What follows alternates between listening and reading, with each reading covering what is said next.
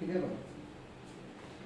Hello विद्यार्थी मित्रांनो, आज घेणार आहोत आपण फ्लेक्झिबल बजेट. काय घेणार आहोत आपण? Flexible budget. फ्लेक्झिबल बजेट मधलं आपल्या नोट्स मधलं 10 नंबरचं एक्झाम्पल. किती नंबरचं एक्झाम्पल? 10. ठीक आहे, पेज नंबर 6 वरती दिलेलं आहे बघा.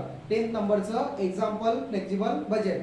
त्याने दिलेलं आहे expenses of budgeted for production 10,000 units. म्हणून आपण इथे लिहिलं फॉर 10,000 प्रोडक्शन. किती प्रोडक्शन साठी आहे? 10,000. 10,000 साठी काय? युनिट आणि अमाउंट. परत या साईडला वाटलं तरी कट करू आपण इथं. परत या साईडला लिहिलं आपण इथं, हे झालं 10,000 साठी. परत इथं प्रोडक्शन फॉर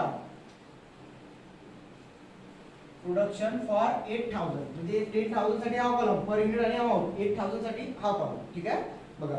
मग आता इथं काय करायचं आहे? सर्वात पहिले जेव्हा असं एक्झाम्पल असेल तेव्हा हा रूल लक्षात ठेवायचा आपल्याला, की आपल्याला जर युनिट काढायचं असेल आणि अमाउंट काढायची असेल, ठीक आहे, काय दिलेलं असेल? युनिट जर काढायची असतील आणि अमाउंट काढायची असेल तर इथं दोन रूल लागतात.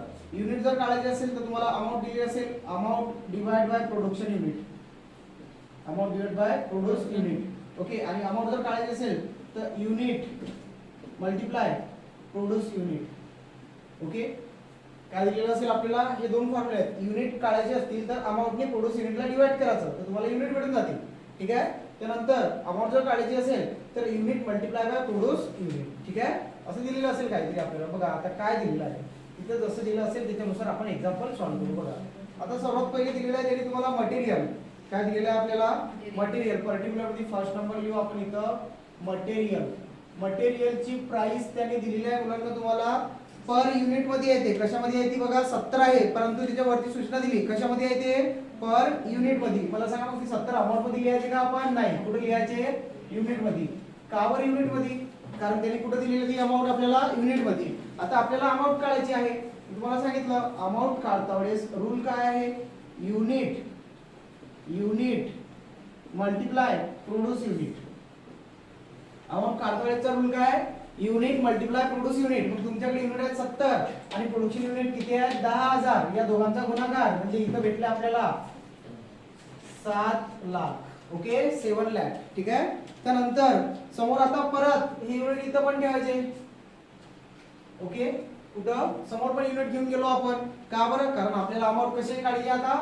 8,000 प्रोडक्शनची. इथं 7 8 56 म्हणजे अमाउंट येणार 5,60,000. ठीक आहे, इथे आली अमाउंट 5,60,000. त्यानंतर समोर दिलं आपल्याला त्यांनी लेबर. काय दिलं? Second number. इथं लेबर लिहू आपण. सेकंड नंबर दिला त्यांनी तुम्हाला लेबर. इथं लिहू आपण लेबर. ओके, मग आता लेबर मध्ये काय दिलेलं आहे? 25 रुपये दिले पर युनिट मध्ये. इथं 25. त्यानंतर ते इथं पण लिहू आपण 25. ओके, मग यावरून याची अमाउंट काढू. 25 गुणिला 10,000. का बरं? कारण अमाउंट काढण्यासाठी रूल आहे युनिट आहेत तुमच्याकडे 25 मल्टिप्लाय प्रोड्यूस युनिट आहेत तुमच्याकडे 10,000. ठीक आहे, या दोघांचा गुणाकार केला तर टोटल येते 2,50,000. ठीक आहे, त्यानंतर परत आता 8,000 ची अमाउंट काढायची आपल्याला. सेम हे युनिट इथे लिहिले as it is per unit आहेत. या 8,000 ने त्याला गुणाकार करावा लागेल. काय? इथं 25 गुणिला 8,000. 25 8 40 म्हणजे किती येतील ते बघा बरं. सॉरी, 25 8 200 म्हणजे ते येतील 2 लाख. इथं भेटली तुम्हाला प्राइस 2 लाख. त्यानंतर समोर दिलेला आहे त्यांनी तुम्हाला व्हेरिएबल ओव्हरहेड. इथं परत थर्ड नंबर लिहू आपण व्हेरिएबल ओव्हरहेड. Variable overhead. आता व्हेरिएबल ओव्हरहेड मध्ये व्हेरिएबल आहे तो किती दिलेला आपल्याला? इथं 20, इथं पण 20 आणि इथं पण 20. ठीक आहे, 20 लिहिले. त्यानंतर समोर दिलेला आहे आपल्याला व्हेरिएबल ओव्हरहेड मध्ये. आता काय करू आपण? इथं अमाउंट काढायची आहे. या 20 चा आणि 10,000 चा मल्टिप्लाय म्हणजे इथं भेटेल आपल्याला 2 लाख. ठीक आहे, त्यानंतर समोर दिलेला आहे आपल्याला परत काय दिलेला समोर? इथं 20 आहेत आणि इथं 8,000 आहेत म्हणजे इथं 1,60,000. ठीक आहे, लक्षात येत आहे सर्वांच्या? बघा आपण काय केलेलं आहे परत एकदा सांगतो. इथं मटेरियल आहे. मटेरियल पर युनिट मध्ये 17 आहे. 70 चा आणि या 10,000 चा गुणाकार केला. इथं 7 लाख भेटले कारण हे काय? प्रोडक्शन आहे. युनिट मध्ये तुम्ही 10,000 प्रोडक्शन केलं आणि एका युनिट साठी तुम्हाला 70 रुपये लागले. त्यामुळे इथे यांची अमाउंट काढली आपण. किती खर्च आला? इथं 70 आणि या 8,000 चा इथं गुणाकार करून इथं अमाउंट भेटली. ठीक आहे, सेम म्हणजे पॅटर्न आपण इथपर्यंत राबवतो. त्यानंतर आता समोर काय दिलेलं आहे आपल्याला बघा. आता समोर त्यांनी सांगितलेलं आहे तुम्हाला फिक्स ओव्हरहेड काय सांगितलं आपल्याला, फिक्स ओव्हरहेड. ठीक आहे, फिक्स हा फिक्स राहतो सर्व कॉलम मध्ये सेम ठेवायचा, सर्व कॉलम मध्ये कसा ठेवायचा, सेम. ठीक आहे, मग इथं लिहू आपण 4th नंबरला फिक्स ओव्हरहेड. काय ठेवायचं आपल्याला, हा फिक्स ठेवायचा आहे. पण फिक्स ठेवता वेळेस किती रुपये दिलेले आहेत तिथं फिक्स ओव्हरहेड मध्ये आपल्याला, बघा फिक्स ओव्हरहेड मध्ये रुपीज दिले त्यांनी तुम्हाला, किती दिले, 1 लाख. मग ते आपण लिहिता वेळेस इथं अमाउंट मध्ये लिहायची, इथं 1 लाख आणि इथं पण किती लिहू आपण, 1 लाख. का बरं आता असं केलं आपण सांगा, कारण हे काय फिक्स आहे आणि फिक्सची हे अमाउंट सर्व कॉलम मध्ये सेम ठेवायची. ठीक आहे, मग आता युनिट कसे काढायचे, इथं रूल आहे आपल्याकडे, लिहिला होता मी, युनिट इज इक्वल टू काय करतात सांगा, amount divide by produce unit. Okay, produce unit.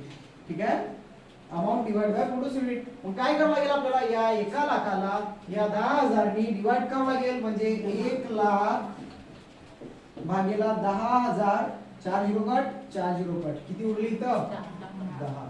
ठीक आहे, त्यानंतर सेम आपल्याला इथं या 1 लाखाला या 8,000 नी काय करावं लागेल, डिवाइड करावं लागेल. त्या 1 लाखाने त्या 8,000 ला जर तुम्ही डिवाइड केलं तर तुमच्याकडे युनिट येतात 12.5. ठीक आहे, इथं भेटले आपल्याला 12.5.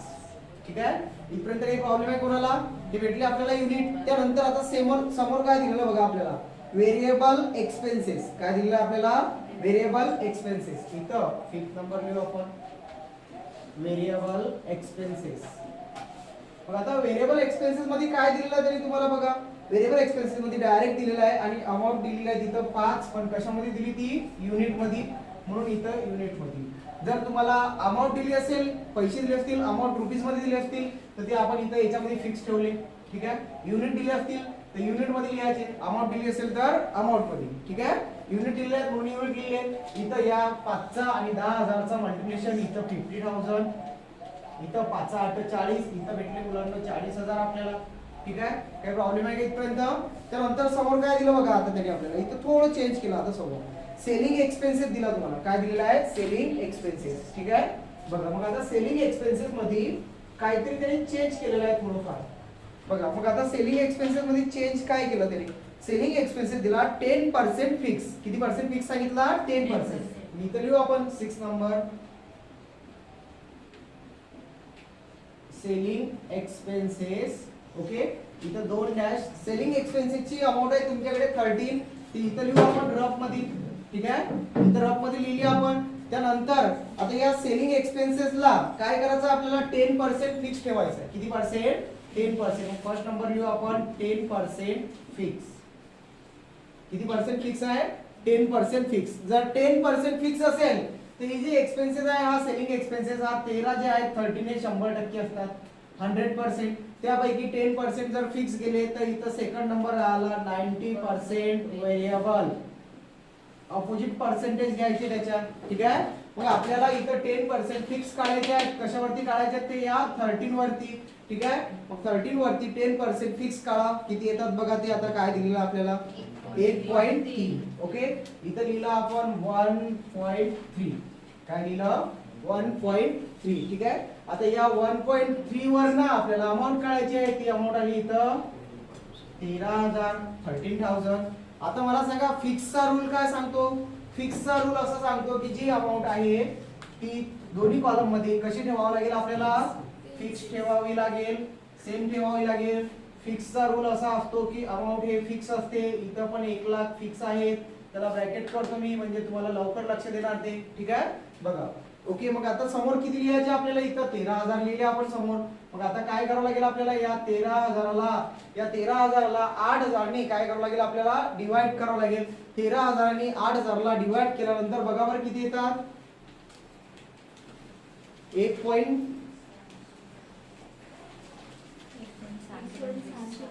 या 13,000ला 8,000 ने काय करा, डिवाइड करा. किती, 1.625. म्हणजे त्याला तुम्ही असं 1.625 न लिहिता त्याला तुम्ही 1.63 करू शकता. ठीक आहे, ओके, बघा. त्यानंतर आता आलो व्हेरिएबल. व्हेरिएबल किती टक्के सांगितलं, 90% सांगितलं, 90%. याच्यावरती 90% काढा, ते येतं 11.7.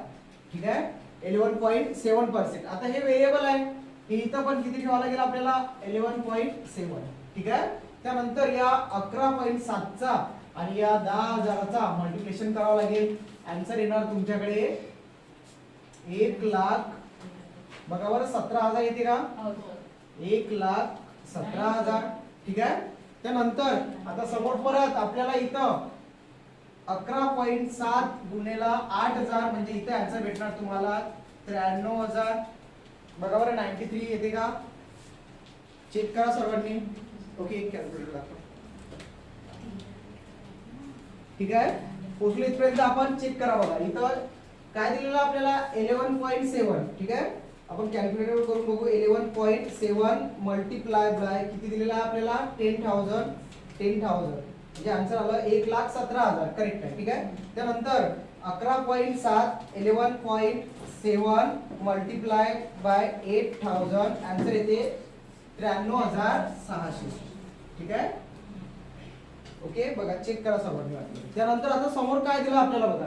हे झालं आपलं सेलिंग एक्सपेन्सेस 13 होते. 13 इतर मध्ये लिहिले ते 100% असतात. त्यावरती 10% फिक्स सांगितलं. 10% फिक्स काढले ते आले 1.3 वरून त्याची अमाऊंट काढली ती आणि 13,000 फिक्स रूल असं सांगतो की सर्व कॉलम मध्ये फिक्स मध्ये अमाऊंट सेम ठेवायची. म्हणून इथं पण किती ठेवले आपण 13,000 ठेवले.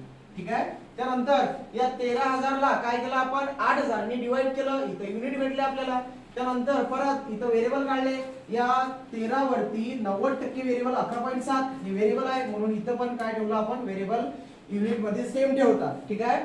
व्हेरिएबल इथं याचा आणि याचा गुणाकार याचा आणि या 8,000चा गुणाकार. ठीक आहे. त्यानंतर आता समोर दिलेला आपल्याला 7 नंबर मध्ये त्याने काय सांगितलेलं आहे 7 नंबर मध्ये आपल्याला बघा बरं डिस्ट्रीब्युशन एक्सपेन्सेस काय दिलेलं आहे आपल्याला डिस्ट्रीब्युशन एक्सपेन्सेस. ठीक आहे. बघा मग आता तो डिस्ट्रीब्युशन एक्सपेन्सेस दिलेला आहे. इथं लिहू आपण डिस्ट्रीब्युशन एक्सपेन्सेस. डिस्ट्रीब्युशन एक्सपेन्सेस दिलेला आहे त्यांनी तुम्हाला 7 किती दिला 7.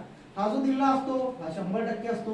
आता याच्यामध्ये तो काय करतो कन्वर्ट करतो. कन्वर्ट करता वेळेस त्याने असं सांगितलेलं आहे तुम्हाला की 20% काय ठेवायचं आहे फिक्स. किती 20% फिक्स ठेवायला सांगितलं. ठीक आहे. मग इथं सर्वात प्रथम लिहू आपण डिस्ट्रीब्युशन एक्सपेन्सेस हा 20% काय आपल्याकडे फिक्स आहे. ओके. तर सेकंड नंबर तो 80% काय असेल आपल्याकडे व्हेरिएबल असेल. ओके. किती 80% काय असेल तो व्हेरिएबल. ठीक आहे. मग 80% व्हेरिएबल काढायचा आपल्याला पहिले 20% फिक्स काढू आपण. 7 वरती 20% फिक्स ते येतात 1.4. ठीक आहे. या 1.4 चा कशाचा 1.4 मल्टिप्लाय बाय 10,000 कुठे आहे हे प्रोड्यूस युनिट इथं टोटल येते आपल्याकडे 14,000 14,000. आता हे काय फिक्स आहे त्यामुळे समोरच्या कॉलम मध्ये जाता वेळेस आपल्याला अमाउंट मध्ये 14,000 हे फिक्स घेऊन जावे लागतील. आता आपल्याला इथे युनिट काढायचे आहेत. युनिट कसे काढसाल 14,000 ने या 8,000 ला काय करू आपण डिवाइड करू. ठीक आहे. इथं 14,000 डिवाइड बाय किती आहेत आपल्याकडे 8,000 म्हणजे आन्सर भेटते तुम्हाला 1.75 पर युनिट मध्ये. ठीक आहे. त्यानंतर आता व्हेरिएबल आहे 80% व्हेरिएबल काढायचे. कशावर काढायचे ते या 7 वरच काढायचे. ठीक आहे. मग इथं 7 मल्टिप्लाय बाय किती दिला आपल्याला 80% येतात ते 5.6 5.6 हे व्हेरिएबल आहे म्हणून युनिट मध्ये ठेवायचं व्हेरिएबल. ठीक आहे. आता या 5.6 चा आणि 10,000 चा गुणाकार इथं 56,000. ठीक आहे. त्यानंतर परत त्याचा आणि त्या 8,000 चा मल्टिप्लाय ते येतात इथं 44,800. ठीक आहे. इथपर्यंत काही डाऊट आहे का कोणाला. त्यानंतर आता समोर परत दिलं त्याने आपल्याला 8 नंबरला दिलेला आपल्याला त्याने काय दिलेला बघा ऍडमिनिस्ट्रेटिव्ह एक्सपेन्सेस. परंतु त्या ऍडमिनिस्ट्रेटिव्ह एक्सपेन्सेसला खाली ऍडजस्टमेंट दिलेला आहे बघा सर्वात लास्टला. Assume that administrative expenses are rigid for all level. Rigid म्हणजे सारखा ठेवायचा आहे तो सर्व लेवल मध्ये काय आहे सेम सारखा ठेवायचा आहे. ठीक आहे.